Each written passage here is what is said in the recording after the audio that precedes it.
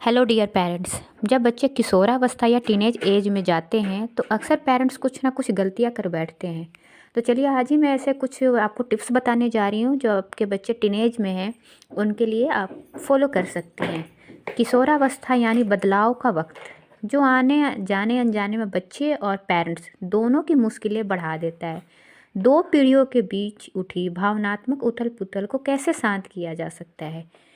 तो चलिए वो दौर याद कीजिए जब आप टीनेज में थी, किशोरावस्था में थी। मन में नया उत्साह, नई उमंग तो थी, लेकिन साथ ही एक अजीब सी उलझन, तनाव, चिड़चिड़ापन भी था। उस वक्त आपकी समस्याएं आपको पहाड़ सी लगती थी। फैंटेसी की दुनिया जितनी बड़ी थी, दिल टूटने का दर्द भी उतना ही गहरा था।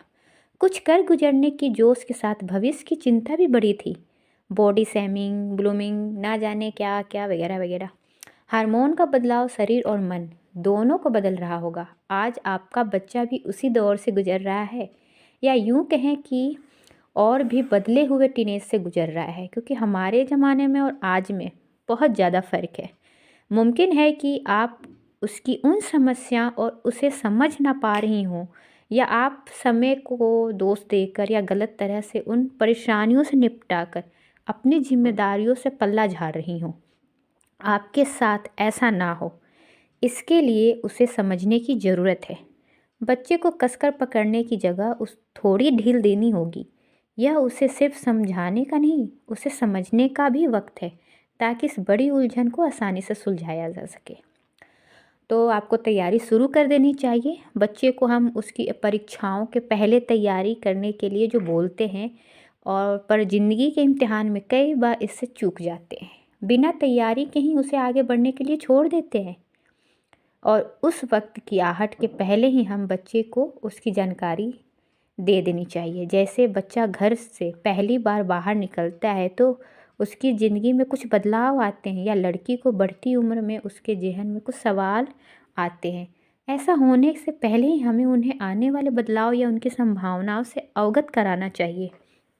तभी तो वो उनसे रूबरू होने पर सही तरीके से निपट पाएंगे। भावनाओं के बारे में बात शुरू करने से पहले बच्चों को उन्हें पहचानना सिखाना होगा। उनसे निपटने से पहले पहला कदम तौर पर उन्हें जानना होगा कि वो क्या है। इसे सीखना बेहद ज़रूरी है। उम्र बढ़ने के साथ बच्चे की भावनाएं और अधिक जटिल होती हैं।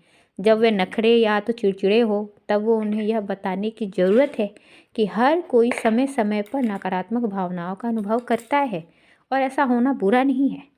उन्हें सिखाएं कि भावनाएं ऐसा संकेत है जो हमारी पहचान के लिए ज़रूरी है, और वो हमें खुद को और आप अपनी दुनिया को समझने में मदद करेगी।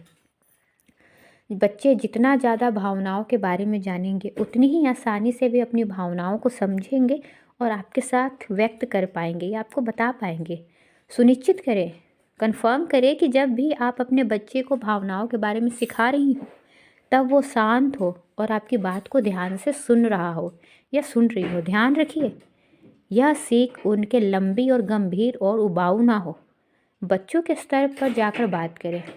आप उनकी पसंद की फिल्म, टीवी शो की भी मदद ले सकती हैं।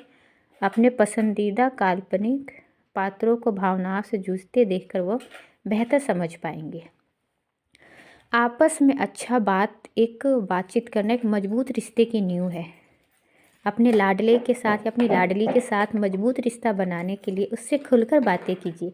उनकी जिज्ञासाओं को प्रतिकूल प्रतिक्रिया देने के बजाय उनको शांत करने का प्रयास कीजिए।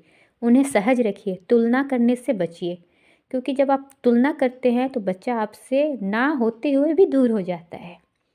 उम्र का हर पड़ाव अलग होता है, उसकी मुश्किलें, ज़रूरतें, सोच सब अलग अलग होती हैं। लिहाजा बढ़ती उम्र के साथ बच्चे के समाधान निकालने के तरीके में भी बदलाव की आवश्यकता होती है। आप सभी को एक तराजू में तौलती है तो नतीजा सुखद नहीं होगा।